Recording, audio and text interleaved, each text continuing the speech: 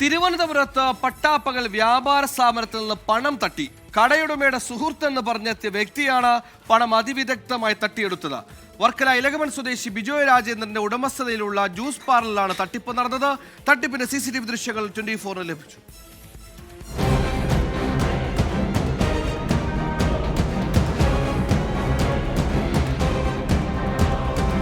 വർക്കല നഗരമധ്യത്തിൽ പ്രവർത്തിക്കുന്ന ജ്യൂസ് പാർലറിലാണ് തട്ടിപ്പ് നടന്നത്. കടയുടമയുമായി സാമ്പത്തിക ഇടപാടുകളെക്കുറിച്ച് ഫോണിൽ സംസാരിക്കുന്നതായി ജീവനക്കാരിയെ തെറ്റിദ്ധരിപ്പിച്ചായിരുന്നു തട്ടിപ്പ്.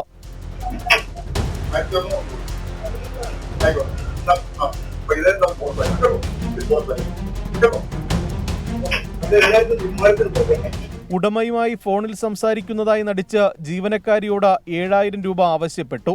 ജീവനക്കാരി കൗണ്ടറിൽ 1200 രൂപ മാത്രമേ ഉള്ളൂവെന്ന് പറഞ്ഞു. ഉടമ പണം വാങ്ങാൻ ആവശ്യപ്പെട്ടെന്ന് പറഞ്ഞ് പണം കൈക്കലാക്കി കടന്നു കളയുകയായിരുന്നു. അതൊരു 1200 രൂപ മുതലാളി തരാൻ പറഞ്ഞായിരുന്നു. അന്ന് ഇല്ല ചേട്ടാ, ഒരു 1200 രൂപ എങ്കിൽ കൊണ്ടുവരുന്ന 7000 രൂപയെന്ന് ഈ 1200 രൂപ മുതലാളികൾക്ക് ഈ 1200 രൂപ കുറച്ചിട്ട് ബാലൻസ് മുതലാളിക്ക് കൊടുത്താൽ മതിയെന്ന് പറഞ്ഞായിരുന്നു. അപ്പൊ ഞാൻ പറഞ്ഞു അങ്ങനെ കയറി എഴുതി വെക്കാൻ പറഞ്ഞായിരുന്നു. പേര് കുഞ്ഞുമോന്ന് നോക്കി എഴുതി വെക്കാൻ പറഞ്ഞായിരുന്നു. 1200 രൂപ മേടിച്ചിട്ടുണ്ടെന്നും ഇതാക്കുന്നു. അത് കഴിഞ്ഞ് ഞാൻ മുതലാളി വിളിച്ച് ചോദിച്ചായിരുന്നു ഇങ്ങനെ ഒരാളുകൊണ്ട് പൈസ വെക്കുന്നത് കൊണ്ട് മുതലാളി വിളിച്ചിട്ടില്ലെന്നായിരുന്നു.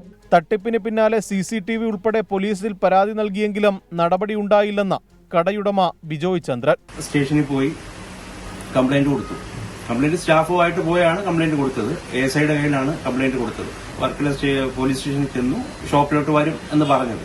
ഇത്രയും സമയമായിട്ടും പിന്നെ അതിനുശേഷം യാതൊരു റെസ്പോൺസും ഉണ്ടായിട്ടില്ല. സമാനമായ രീതിയിൽ നേരത്തെയും പലയിടങ്ങളിലും ഇത്തരം തട്ടിപ്പുകൾ നടന്നിട്ടുണ്ട്. 24 തിരുവനന്തപുരം.